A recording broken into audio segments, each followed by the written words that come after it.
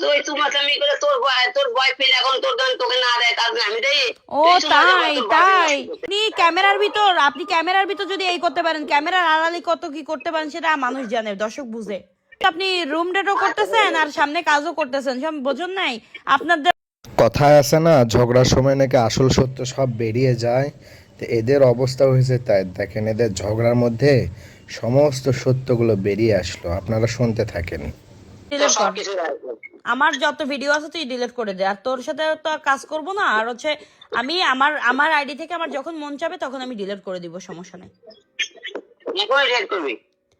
ঠিক আছে, আমার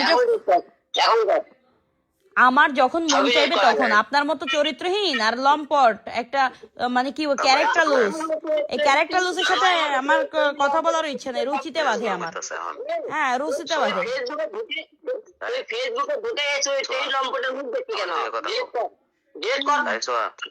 আপনার মতো আপনি আসলে একটা খারাপ। হ্যাঁ, আমি এতদিন জানতাম যে আপনি আসলে ভালো মানুষ, কিন্তু এটা আসলে এখন প্রমাণ করলাম।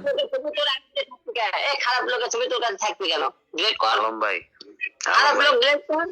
শোনেন, আপনি আলম ভাই না, আমার ওনার সাথে কথা বলার ইচ্ছা নাই। হ্যাঁ, ছবি থাকবে না। আমি বেশি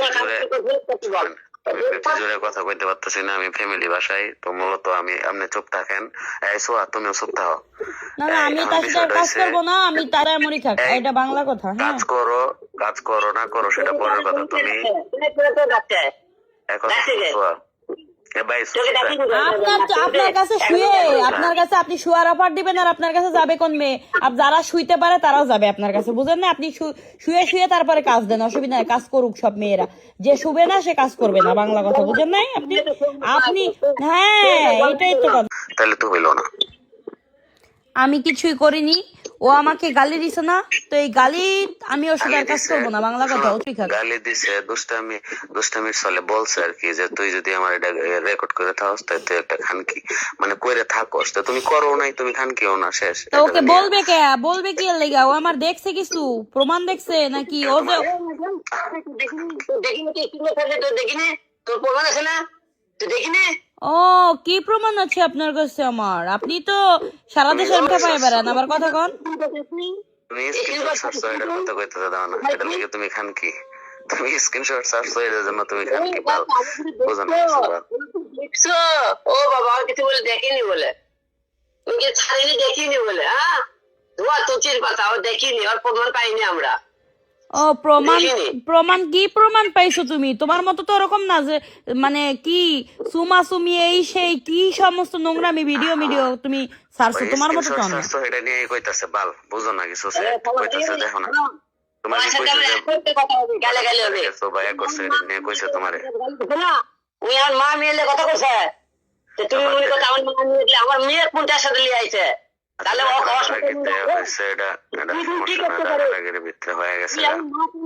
কথা বলিস নি, দেখি তোর সাথে দেখি এর ফল কি পাস তুই পাইলবি।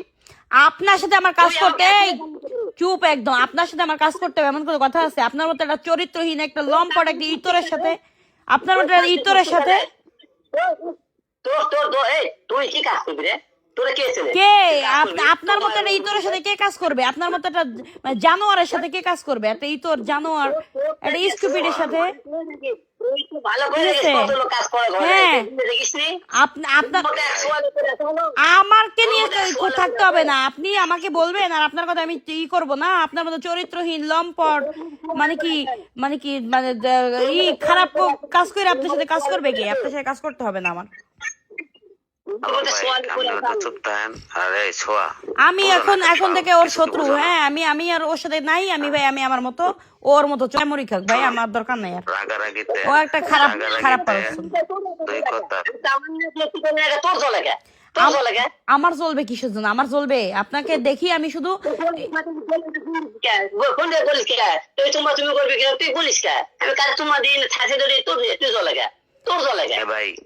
আলম ভাই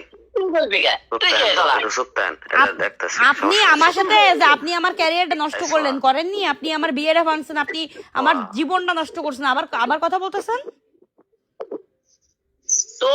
তুই তুমাচামি করে তোর বয়ফ্রেন্ড এখন তোকে না দেয় কাজ না আমি দেই ও তাই আপনি করবেন সবকিছু, আপনি মানুষের জীবন নষ্ট করবেন, আবার আপনি এসে বলবেন আমি কিছু করিনি, আমি সাধু, আমি দুধের দল তুলসী পাতা না। আপনি মেয়ে নিয়ে খেলা করবেন, যুব সমাজটা নষ্ট করবেন আপনি, আর বললে দোষ না।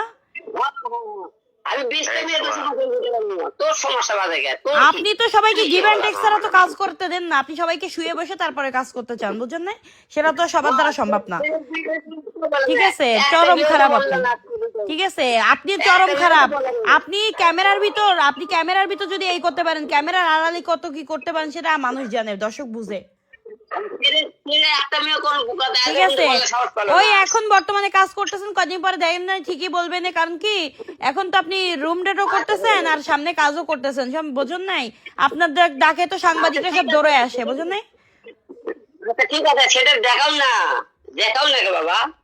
প্রিয় বন্ধুরা, হিরো আলম লম্পট লুচ্চা যে কত বড় একটা লুচ্চা আপনারা সবাই বুঝতে পারছেন। তেনার সত্য কিন্তু সমস্ত বলে দিয়েছে সোয়ামনি। তো আমি মনে করি এই হিরো আলমকে বাংলাদেশ থেকে প্রতিহত করা উচিত। সবাই এগিয়ে আসুন।